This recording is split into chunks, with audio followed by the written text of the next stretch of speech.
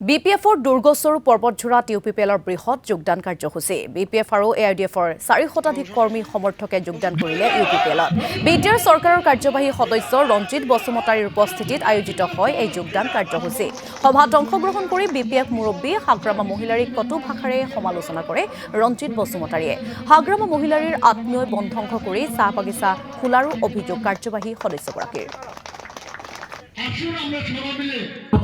তাহানি বিপিএফৰ ভয় ভাবুকিত মানুহে চক খাই বিপিএফক ছাপোৰ্ট কৰিছিলে বিকল্প ৰাস্তা নথকাৰ কাৰণে বিপিএফক সহায় কৰি আহিছিলে কিন্তু বিকল্প ৰাস্তাটো আজি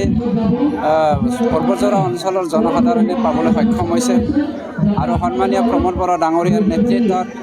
আমাৰ চৰকাৰে আমাৰ পাৰ্টীয়ে আজি শান্তি প্ৰতিষ্ঠা কৰিব পাৰিছে সকলো জাতি জনগোষ্ঠীৰে মাটিৰ সমস্যা সমাধান কৰিবলৈ আমি সক্ষম হৈছোঁ এইবোৰ দেখি পেলাই জানি বুজি